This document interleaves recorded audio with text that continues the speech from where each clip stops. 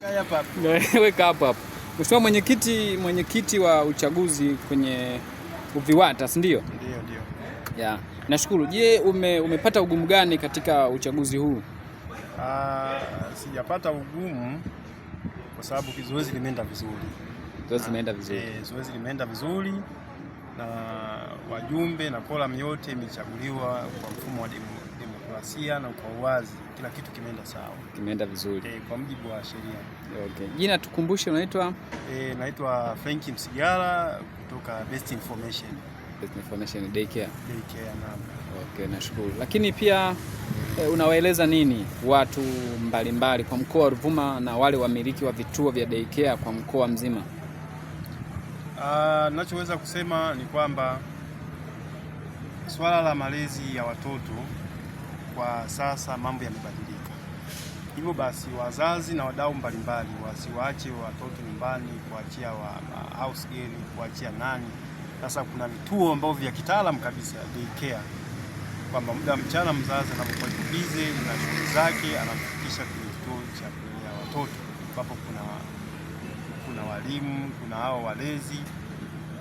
Hivyo atapata lishe bora kuliko akimwacha nyumbani ambako mzazi hana garantii kujua usalama wa mtoto, kwa sababu kwenye hivi vituo kuna mambo ya usalama wa mtoto, lakini pia atapata lishe bora.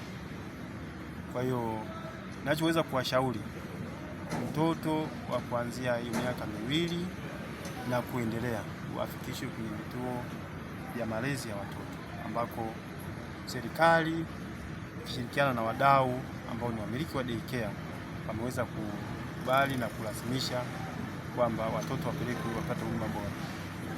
Nashukuru. Lakini pia ni wazazi wale ambao pia unao katika kituo chako, unawashauri vipi kuhusu ukatili? Kwa maana tunasikia kila siku ukatili umefanyika katika sehemu mbalimbali kwenye maisha ya kawaida, pia hata kwenye vituo vya daycare vingine ambavyo vinakuwa havina malezi mazuri. Kwa mujibu wa sheria ya watoto ya mwaka 2009 inaitwa The Law of Child Act, imezungumzia swala la ukatili kwamba ni marufuku kuwanyanyasa watoto, ni marufuku kuwapa kashikashi au tunasema ni torture. Yeah. Kwamba jambo lolote linalofanyika kwa watoto, iwe ni kwa taasisi vituo vya kulelea watoto, iwe kwa wazazi ambao wapo kwenye kituo cha Best Information au vituo vingine, lazima wajali maslahi mapana ya watoto. Kwa mujibu wa kifungu cha 4 kifungu dogo cha 2 kinasema the best interest of the child, kwamba maslahi mapana ya mtoto yazingatiwe kwenye maamuzi yoyote kuanzia ngazi ya familia mpaka ngazi ya kitaifa. Nashukuru. Lakini vipi ushiriki na mahusiano yenu kwenye upande wa vituo na wamiliki?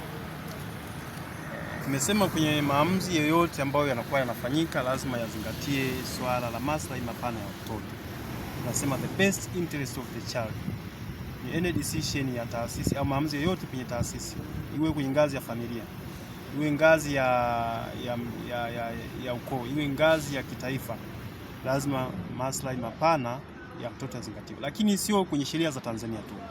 Kuna sheria ya kimataifa ambayo imeweza kuzungumzia, ambayo ni sheria ilitungwa mwaka 1989, lakini hii imezungumzia kwenye article 4, yani tunasema ibara ile yani kwamba kuzungumzia maslahi mapana ya upande wa mtoto kwenye maamuzi yote ambayo yanakuwa yanafanyika. Lengo ni nini? Kwamba sio Tanzania tu, maanake kwa dunia yote, nchi yoyote ambaye ni mwanachama ambaye amekubali ile sheria iweze kutumika, ni Tanzania ikiwemo mojawapo, lazima izingatie maslahi mapana ya mtoto.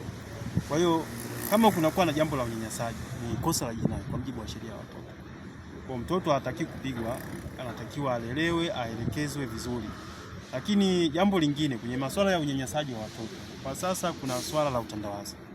Kuna sheria ya mambo ya utandawazi imezungumzia, inaitwa Cyber Crime Act. Nayo inakataza kutuma picha za watoto ambazo ni kinyume na maadili au picha ambazo zinaenda tofauti. Kwa mfano inazosema mambo ya kingono, mambo ya ovyo ambayo hayapo kwa mujibu wa kisheria, kwa mujibu wa sheria au tamaduni. Yes. Kwa hiyo hivyo vitu vyote kwenye sheria za Tanzania imeweza kukaa, lakini serikali imeenda mbali zaidi Kwa sasa tunaona kuna hawa maafisa ustawi, lakini kuna watu wa lishe, kuna watu wa afya. Ndio maana tunasema wazazi wawapeleke kwenye vituo vya kulea watoto.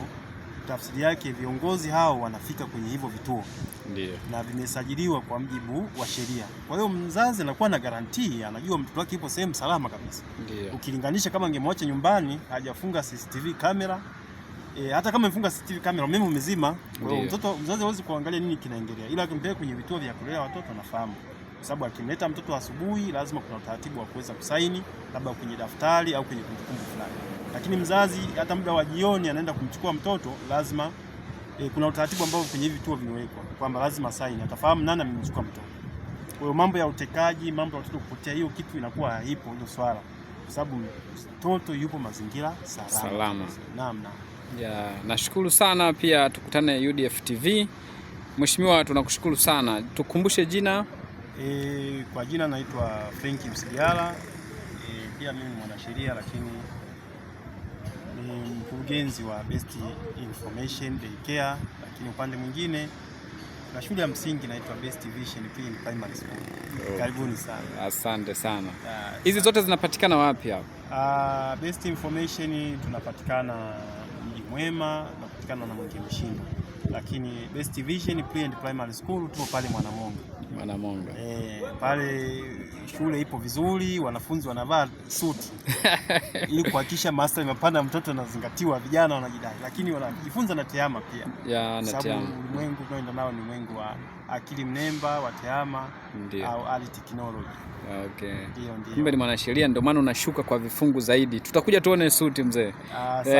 Tutembelee shule pia tuweze kuiona mtandaoni. Sawa, karibuni sana UDF. Tunashukuru.